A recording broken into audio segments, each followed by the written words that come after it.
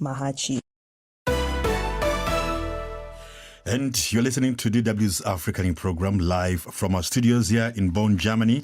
Once again, my name is Isaac Mugabi. And I am Mimi Mefo. The show is streaming live on our Facebook page, DW Africa. And that is where you are free to discuss all the topics that we are lining up for you today. Bashi Aliu, you say you are listening from Bauchi State in Nigeria. Thank you for joining us. We have Tutu Desnik from Emirates. We welcome you on board. Ali Yusani, you say Kano. He's more precise this time. And Kamutito, you say Dictator Museveni, free our country and stop killing Ugandans. Thank you for those comments. Usman Siem, we can see you. Sawede Erina from Uganda. We welcome everyone on board. Thanks indeed, Mimi. And on that very note, we begin the program today in Uganda, where opposition leader Bobi Wine, who lost in January's presidential election, challenged the results in the Supreme Court this Monday. President Yoweri Museveni was declared the winner of the vote, extending his 35-year rule. Wine, a pop star turned MP, whose real name is Robert Chagulani, alleged fraud, calling for election results to be overturned. He has urged his supporters to reject the results as a sham, but has stopped short of calling for protest. From Kampala, the capital of Uganda, Alex Jita has the details. We do not want him to participate in the elections in Uganda again because he is an agent of violence. That is Bobi Wine's lead lawyer, Medard Lubega Segona, as he filed the petition at the Supreme Court in Uganda today. Bobi Wine's party, National Unity Platform, says there were many cases of ballot stuffing and gross human rights abuses during the election. The party's legal team is committed to challenge Museveni through legal and peaceful means, says Medard Lubega Segona. This is one of the steps and stages in our democratization process. And I think it is the civil way to go. We've had questions. How do you go to those courts? How do you trust them, etc.? You must let every Ugandan and every Ugandan institution do their work. Bobi Wine came second in the January 14th vote with 35% after Museveni with 58%. He told his supporters that going to court was the best option. We have overwhelming evidence of electoral malpractices. It is important to present it in a formal court and either achieve an overturn of this election or also strip the judiciary naked. This is the fourth time Yoweri Museveni's victory has been challenged in court in his 36 years as president. While the pop star turned politician and his team are sure of unmasking the irregularities that marred the vote, the optimism is not shared by Ugandans we spoke to on the streets. It's one of the legitimate options Chagulani has taken. However, we know very well the courts and the judges are appointed by the president. So I'm not optimistic that the ruling will be in his favor. We don't know, it can go either way, depending on the evidence that they put forward. Fingers crossed for either side. Hopefully, they will give a fair judgment. There isn't any hope. That's how it has been all along. The opposition has been running to court after elections, but nothing has come out positively. So I don't expect anything good for them. Lawyer Judy Byamukama, who was part of the petition in 2016, is hoping the court takes action this time. The law was amended specifically to provide for more transparent tallying and instead the electoral commission disregarded.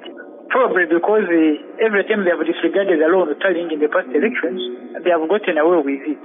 Maybe the court may say we need to do something about this issue. The odds of success may not be that high because of those limiting factors. Collecting evidence from an entire country in 15 days is just laughable. The whole system is designed to set up petitioners for failure. Bobi Wine will be joined by other opposition parties, including the FDC and former presidential candidates like General Henry Tumukunde and General Mugisha Muntu, who say they have collected evidence on their own as well. President Museveni's NRM party say they are ready to defend their win. That was Alex Gita reporting from the capital, Kampala. And Mimi, every time we do a story about Bobi Wine and Uganda, we have so many comments. Comments from Vincent Wamazembe, who says that but the judiciary in Uganda is not independent. How will Bobi Wine receive justice? And Daudi DMW says, waste of time and money, nothing will come out of it. Bobi Wine just wants to remain relevant, but deep down, he knows he's done and dusted. A strong comment there. Ambe Kingsley, on his part, says that he is there reacting live on Facebook. Bobby Wine should not fail to employ international remedies at the African Court of Human Rights, Human and People's Rights. And a live comment coming in from Kinene Blessing, and he says, Museveni must free Uganda. Many thanks for those comments. We shall come back later whenever we have time. Mimi and I are always glad to read your comments. Now, nearly 10 people, including civilians, have been killed and many others injured in a jihadist attack on a hotel in Somalia. The hotel, frequented by officials, security forces and community leaders in Somalia, came under attack over the weekend. And the attack, Isaac, has been claimed by the Somalia's Al-Shabaab militants, and it ended this Monday, according to security officials. Eunice Wanjiru tells us more in this report. Among those who died in the jihadist siege of a Mogadishu hotel are General Mohammed Nur Galal, a well-known retired army veteran who lived in the hotel. Somali spokesman Sadiq Adan Ali on Monday said all 4 rebel attackers were killed, with more than 15 rescued civilians hospitalized. We have so far confirmed that 9 people died and 10 others were wounded. We belong to God, and to Him we shall return. And we send our condolences to the families who lost their loved ones in this barbaric attack. Among those killed, we have the 4 militants, the one who detonated the car bomb, and 3 others who broke into the hotel and fought their way in. But we ended the siege and killed them. Witnesses like Hassan Abdullah confirmed a massive explosion followed by a smoke after a car struck the hotel entrance at great speed, followed by gunfire. The blast occurred near me and shook the entire area, covering it with dust. This was a huge blast and it scared me immensely.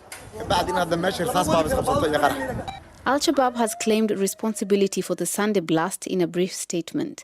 The Al-Qaeda-linked group has been waging a violent insurgency across Somalia, seeking to unseat the internationally backed government in Mogadishu. They were driven out of Mogadishu by government forces backed by 20,000 African Union peacekeepers in 2011, but the group still controls territories outside the cities, from where they launch attacks against government targets, as well as occasionally crossing the border to carry out raids in Kenya. DW's Eunice Wanjiru, they're reporting. Now, Nigeria's Kano State Governor Abdullahi Ganduje wants a law banning the movement of cattle from the north to other parts of the country to reduce clashes between farmers and herders. But how will this law solve the problem in Nigeria? That's a question I put to DW's Ahmed Salisu from the Hausa service.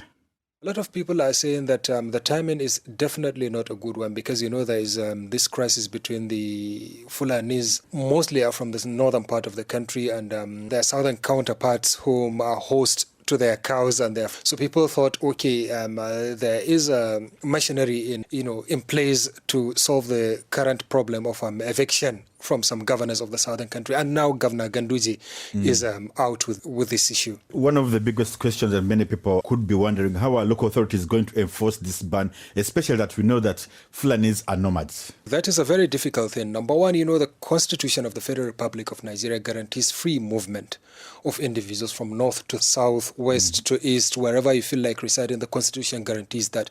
That is the first problem. Then the second problem is, normally they're in the bush. How can you, enforce them, tell them do not move or do not bring in your cattle into this state? I mean, you don't have the manpower and you don't even have the right constitutionally to stop that. This move, could it address the prolonged conflict between farmers and herders? Because it could actually spark off more conflict between the two groups, the nomads and their counterparts in the south. Certainly, Isaac, because if you take Kano State as an example, which has a population of over 20 million, if you say all the herders in the state should reside in that state, definitely the farmlands or the grazing, places are not going to be enough. Definitely they will just bump into any farm they see on their way and feed their animals. It's practically impossible. It's really going to bring more conflict than solving it. I was speaking to Ahmed Salisu from the Hausa service. And we have comments on Facebook as always. Michael Orem says that even though the governor is renowned as one of the most corrupt governors in Nigeria, he said the truth. Stay with us and keep it up at Facebook DW Africa.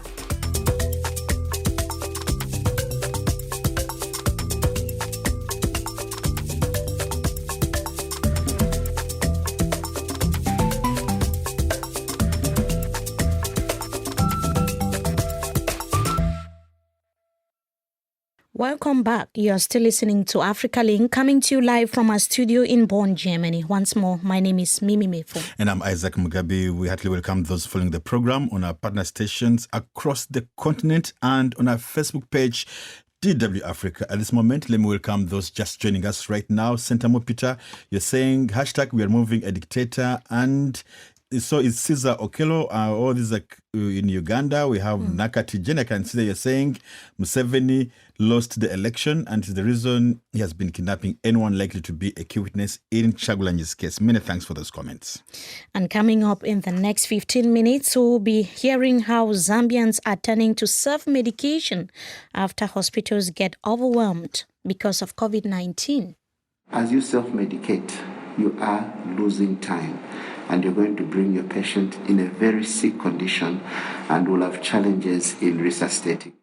That's the impact, Isaac, of self-medication. Exactly. And actually that report, stay there and listen to why it's not wise to self-medicate yourself, but rather seek professional help. Before that, Gambian President Adama Barrow has said a new political party set up was prepared to represent all Gambians in an election scheduled for December. Political wrangling in the Gambia threatens to split the landscape apart. And 4 other new parties have also been formed, equaling a record of 16 political parties that would contest the first presidential election since the fall of former strongman Yahya Jammeh some 4 years ago. Sankule Janko attended the launch and sent this report. We are at the Independence Stadium in Banjul, where thousands of jubilant supporters dressed in party colours are witnessing the launch of President Barrow's National People's Party, NPP. The occasion is graced by the likes of Kora Maestro Janiba Kuyate, Gambia's renowned musician.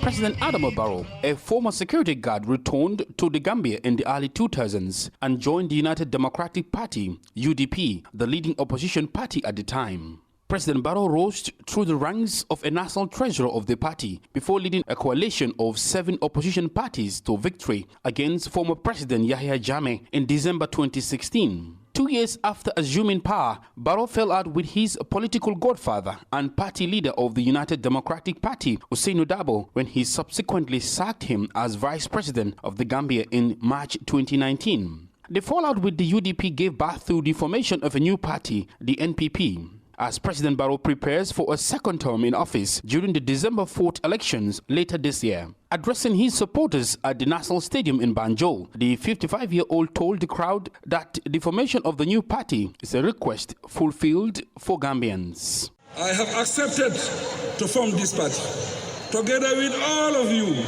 to provide a platform for us to collectively fight the social divisions, the political cracks, and institutional failures that have persistently undermined the peace, stability, progress, and development of our dear motherland. Barrow says his party is anchored on a well-defined approach to harness the country's human resources in order to better address challenges as a nation. The NPP is the outcome of the commitment to sustain the change that has brought about in 2016. President Barrow has been widely condemned for launching his party in the midst of the COVID-19 pandemic. Many feared the gathering would increase the spread of the virus. But one of President Barrow's staunch supporters, Ahmed Jite, says the criticism are unjustified. Every day you have at least 1,000 Gambians that visit Serakunda Market. Schools are open. There are no social distancing. We have offices. People go to work. Why would you pick this specific occasion and single it out as a problem? Gambians who turned out at the National Stadium to show support to the president and his newly created National People's Party have been expressing their optimism. This is very amazing, you know. Tears is coming from my eyes. What I never believed is what I see today. Barrow, you are a blessed son of Allah subhanahu wa ta'ala. Gambians have suffered in the past 22 years of the previous government. And here is a man brought to us by the Almighty Allah subhanahu wa ta'ala, who respect human rights, the rule of law. If you look at the crowd we have here, definitely it will show you that Gambians have already decided to vote for NPP. Because I see his development and his agenda also, I definitely appreciate it. As per the laws of the Independent Electoral Commission, the National People's Party is expected to hold a national congress in the coming weeks to formalize Barrow as the flag bearer ahead of the December general elections. DW Sankule Janko ending that report. Health check. Now, as Zambia grapples with the second wave of the coronavirus, health officials are concerned that more patients die before reaching hospital because they fail to adhere to guidelines put in place. And from Lusaka, Kati Short has the details of that story.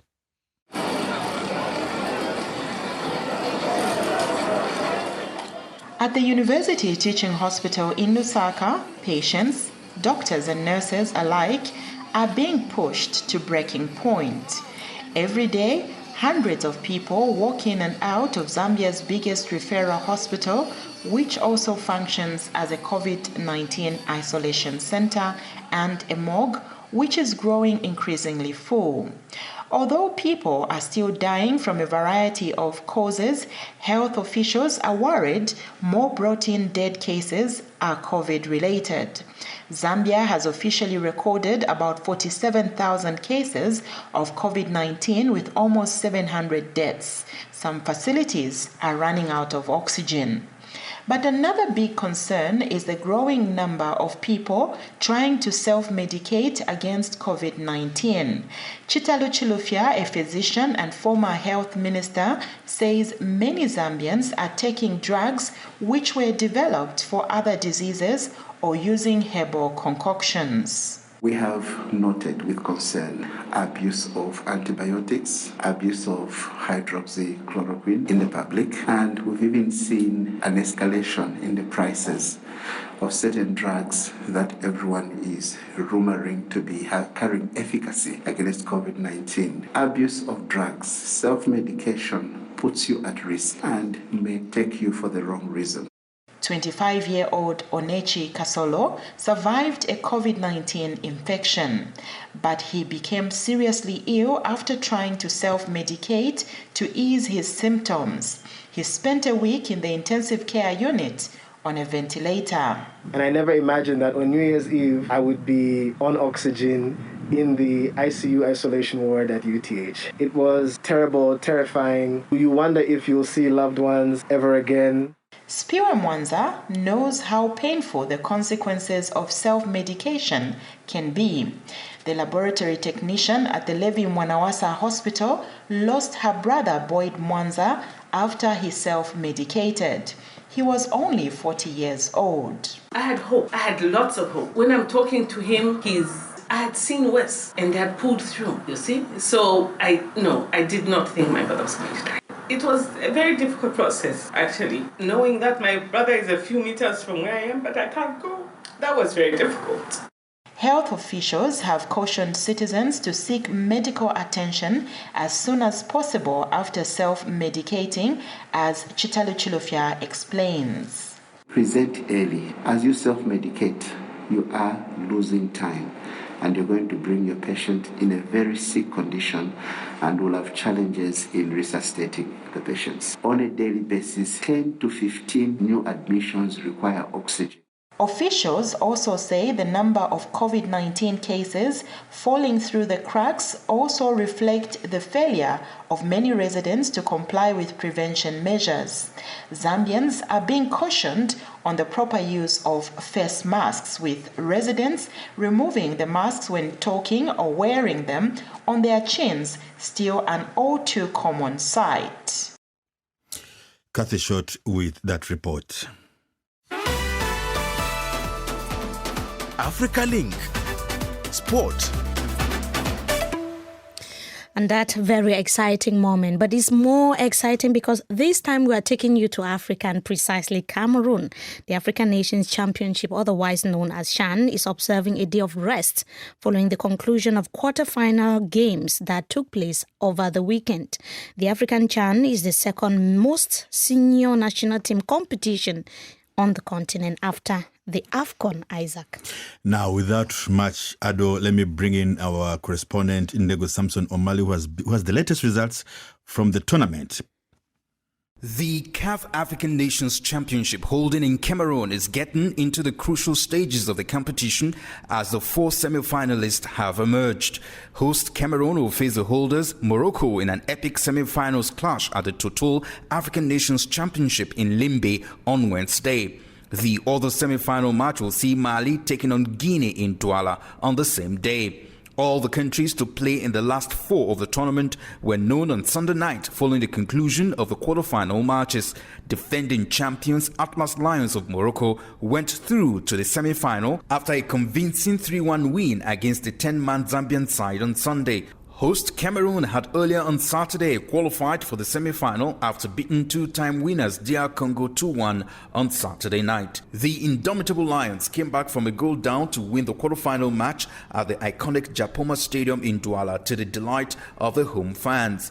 Lawrence Nekede is a Cameroonian sports journalist based in Yaoundé. I asked him to share his thoughts on Wednesday's semi-final match between host Cameroon and defending champion Morocco at the Limbe Stadium. The semi-final pairing between Cameroon and Morocco is a perfect one because we have the host nation versus the title holder.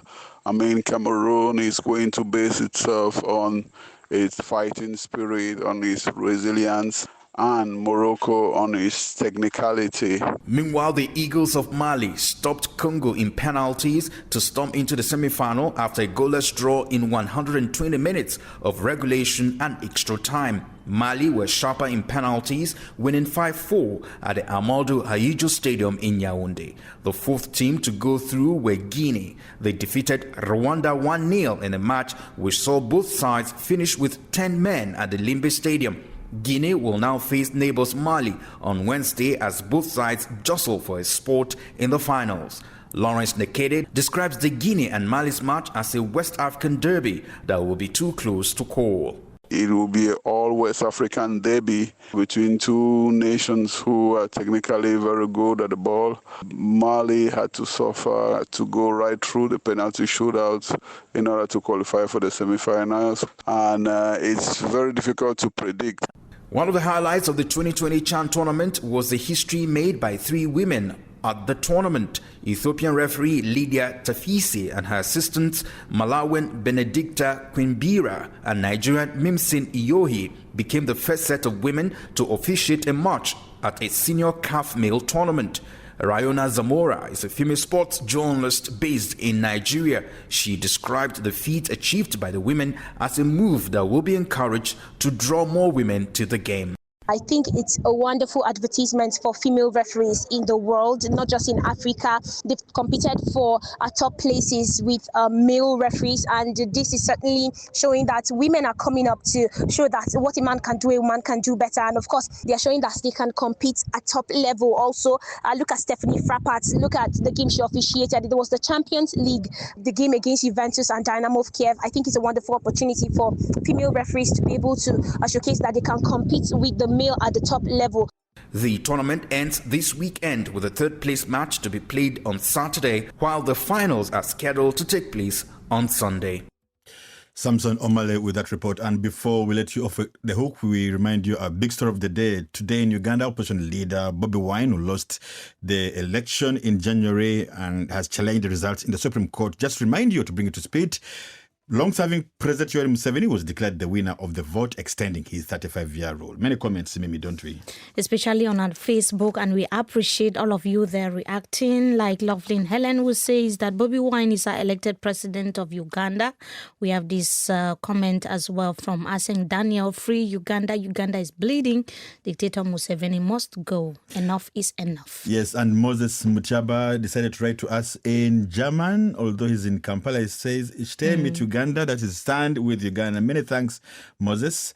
And of course, our new follower or usual follower, Zawed Erin, we appreciate your comments there. Mudex Seguya, also in Kampala, you say they were fried results and not cooked. On that very note, we come to the end of the program. On behalf of the production crew, my name is Isaac Mugabi. And I am Mimi Mefo. Thank you so much for listening. Goodbye.